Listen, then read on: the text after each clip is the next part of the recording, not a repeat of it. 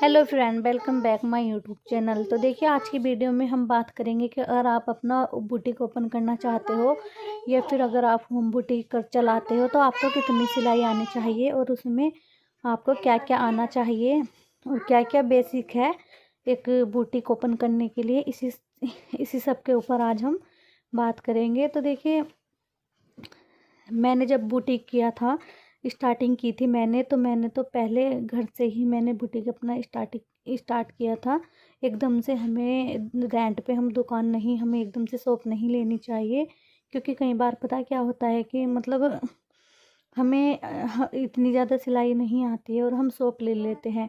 तो देखिए, जो जल्दीबाजी में शॉप लेने का जो नतीजा होता है, जो कि मैंने भी भुगता है और मुझे भी बहुत ही ज़्यादा उसमें नुकसान हुआ था और दिक्कत भी आई थी, बहुत सारी परेशानियाँ मुझे आई थी। तो मुझे कोई भी आइडिया नहीं था, क्योंकि मुझे शादी से पहले सिलाई नहीं आती थी। मैंने शादी के बाद ही सिलाई सीखी थी अपने ससुराल आके।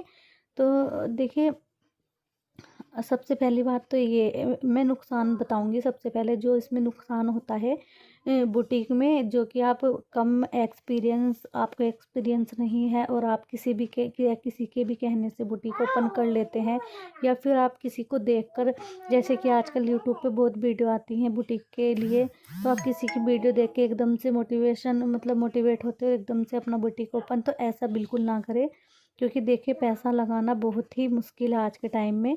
तो आप जब भी बुटीक करें, पूरी अपनी पूरी तैयारी के साथ करें, पूरी ट्रेनिंग के साथ करें, एकदम परफेक्ट होने के बाद। तो देखिए, इसमें जो नुकसान है, एक तो सबसे पहले जो नुकसान है वो है ये। अगर आप बुटीक ओपन कर रहे हो और आपको लगता है कि आपने अभी सिलाई सीखी है, आपको ज़्यादा नहीं, 1 ईयर ही आपको हुआ है, अगर 1 ईयर भी आपको हुआ है तो मेरे हिसाब से वो भी बहुत कम है। कम से कम भी 1 से 2 ईयर का या फिर 2 से 3 ईयर का जो होता है एक्सपीरियंस बहुत ही ज़्यादा ज़रूरी है। आप इसके लिए एक काम कर सकते हो, किसी का बुटीक है जैसे, आप वहाँ पे जॉब कर सकते हो। अगर आपको सिलाई आती है बुटीक खोलने से पहले, वहाँ पे क्या होगा, आप वहाँ पे जाओगे तो आपको एक एक्सपीरियंस होगा, आपको वहाँ पे चीज़ें समझने के लिए मिलेगी।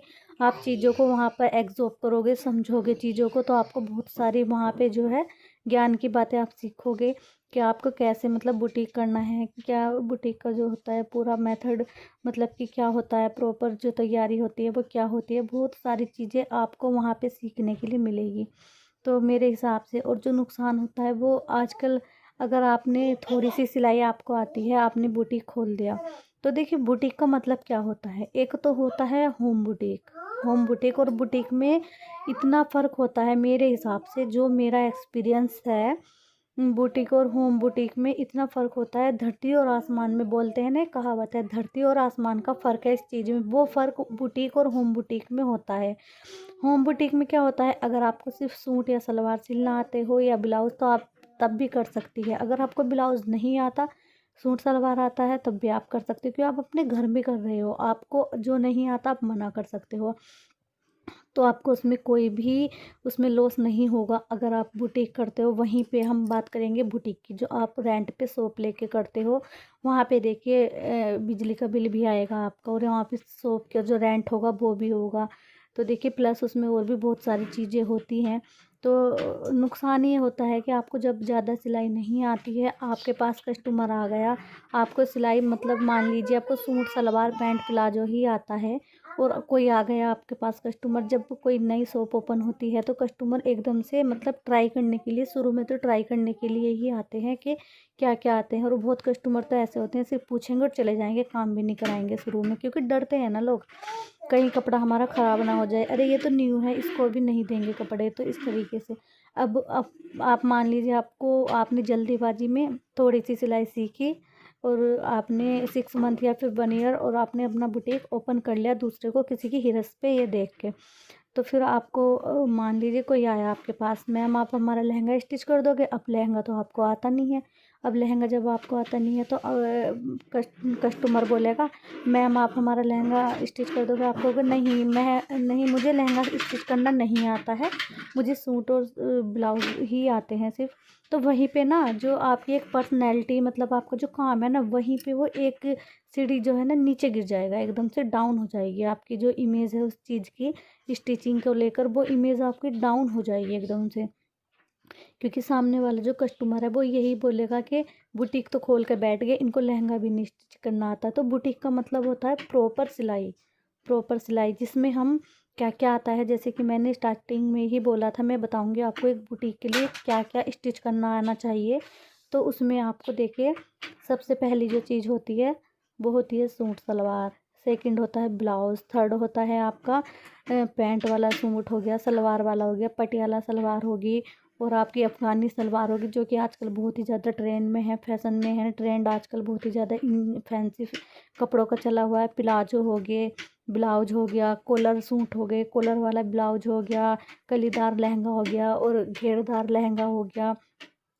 आजकल कॉलर भी 3-4 तरह के चल रहे हैं, तो कई तरह के कॉलर चल रहे हैं। शर्ट सेट चल रहा है आजकल, कोट सेट चल रहा है। तो ये सब ना आपको एक बुटीक ओपन करने से पहले गाइस, अगर आप भी बुटीक ओपन करने के लिए सोच रहे हैं तो ऐसी गलती बिल्कुल मत करना किसी के भी कहने में आके। तो देखिए, ये नुकसान मैंने भुगता है, मुझे पता है। मुझे कम से कम 25 से 30 हज़ार रुपये का उसमें घाटा हुआ था। जब हम शॉप लेते हैं, 6 हज़ार रुपये रेंट था मेरी शॉप का। तो देखिए 6 हज़ार रुपये कम नहीं होते हैं, प्लस 500 रुपये बिजली का बिल था। तो देखिए, उसमें मैंने पार्लर भी किया था और मैंने बुटीक भी किया था। तो मैंने क्या किया था उसमें, मुझे ज़्यादा सिलाई नहीं आती थी उस वक्त। मैंने ये जैसे मतलब कोई कर लेता है, जैसे हमारे एक मतलब हमारे मोहल्ले में ही एक शॉप खुली थी, तो मैंने सोचा जब इसकी चल रही है तो मेरी भी चलेगी। तो मैंने वहाँ पे कर लिया बुटीक। बट मुझे सिर्फ सूट सलवार और पैंट भी ठीक से नहीं आती थी, और ब्लाउज़ वगैरह ही उस टाइम तक मुझे आते थे स्टिच करने। तो मैंने बुटीक कर लिया वहाँ पे। जब कस्टमर आते थे तो कोई कस्टमर कहता था हमें बेल्ट वाला ब्लाउज सिलवाना है, जो कि मुझे नहीं आता था, बिल्कुल नहीं आता था मुझे। मैंने ये देखा भी पहली बार था बेल्ट वाला ब्लाउज उस टाइम पे। तो वहाँ पे जब उन्होंने कहा कि हमें बेल्ट वाला मैम ब्लाउज स्टिच करना है, आप ब्लाउज स्टिच कर देंगे, तो मुझे उस टाइम पे मैं क्या बताऊँ, मुझे समझ नहीं आया था मैं क्या बोलूँ कस्टमर को कि मुझे बेल्ट वाला ब्लाउज नहीं आता।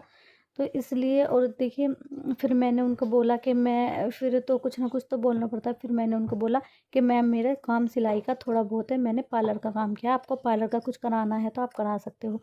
लेकिन मुझे पार्लर प्रॉपर आता था। पार्लर मुझे एक मेरा कम से कम 3-4 साल का एक्सपीरियंस था पार्लर का।